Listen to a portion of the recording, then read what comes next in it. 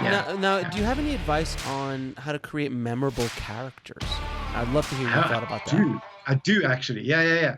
So creating memorable characters is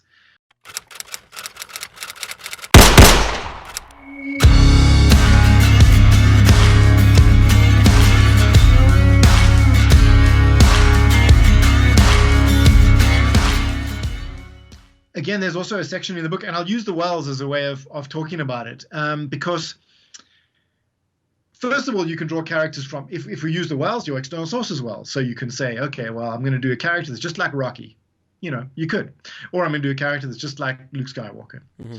Or you could do your imagination well. You could do a bit of Harry Potter kind of where J.K. Rowling was sitting in the train. Harry Potter came to her like zam, lightning bolt from above. A lot of the characters just came to her out of the blue.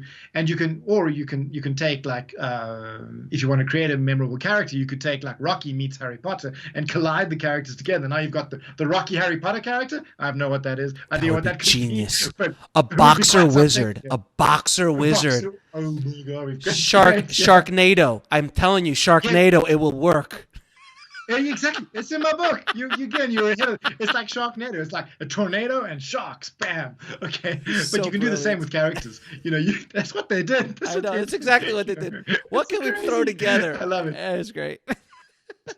I love it. And then, but people do this all the time. So one of the shows I wrote on a long time ago was like, okay, so in South Africa it was rugby, in America it's American football. So you got an American football player and someone who's really camp, collide them together, and you've got this camp American football player. Interesting. He has a character that's kind of unique. That's using the imagination well. But memory well, man, that's where the unique characters lie. Like, no doubt about it. Oh, yeah. I've got this whole system in the book where you go through your character list, even in the script that you've written, and you've written, say you've written a character. So I wrote this scene in a script that I'd written, and I had a scene. There was a music store guy working like a clerk in a music store. Sure, okay, sure. he was music store clerk 1 or something like that in the script, right? He was random, and he had some dialogue, but he wasn't really unique.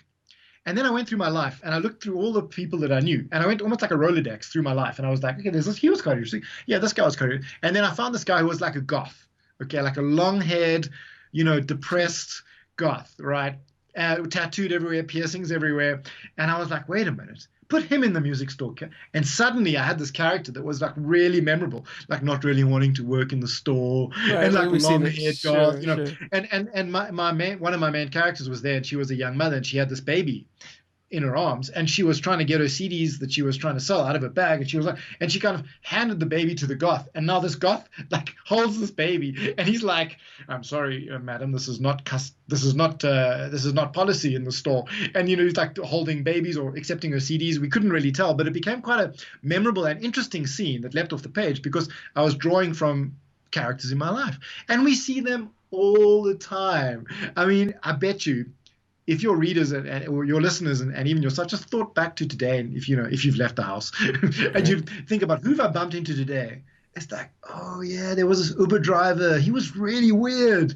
Now, what happens if that Uber driver, and we take him and you put him in a script, in a character in your script, and that's the way I find really memorable characters come from, because they're everywhere in life. Yep. But we don't open our eyes. And one of the things that I really am calling for with this book is that we open our eyes a bit more and get off the, look, my cell phone's right here, but get off the cell phone and look around us and open our eyes again and like see the world and see the characters that are around all the time, and then draw from that. And look, it's a cliche, but if you're the friend of a writer, he's probably going to write about you. So, no, there's no question. This is where the characters come. They come from my life. That's it. It's like, I'm sorry, I'm writing about you. That's it. Oh no, there's absolutely no question. I've done that multiple times in my life where I called up my friend. I'm like, look, dude, you're in the movie.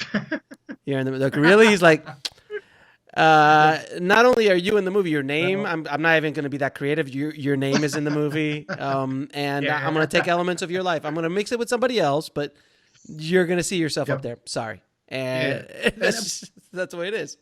It's kind of what people do naturally, but I think very often when you're writing to a deadline or we're writing with some pressure, we kind of forget that that's what we're doing.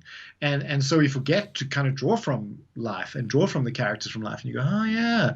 So yeah, that would be my way of creating memorable characters. And it's, but what's great as well about the three wells is when you combine all three. So okay, you've got the goth, and then you've got someone from another movie. So I don't know why I'm thinking of like the guy from Bringing Out the Dead, because I'm thinking of Martin Scorsese now. I'm thinking of the taxi driver, Nicolas Cage's character, and the goth combined together, and now you've got some sort of a, I don't know, goth paramedic. Okay, cool. Wait a minute. Goth paramedic who's drugged up on some stuff, so he's high. There we go. Now you've got a really interesting character. Now you've got something going there. There's something going there. And so, yeah, so that's how you do it. And if you combine all three wells, then we're really cooking with gas. That's the way to really do it.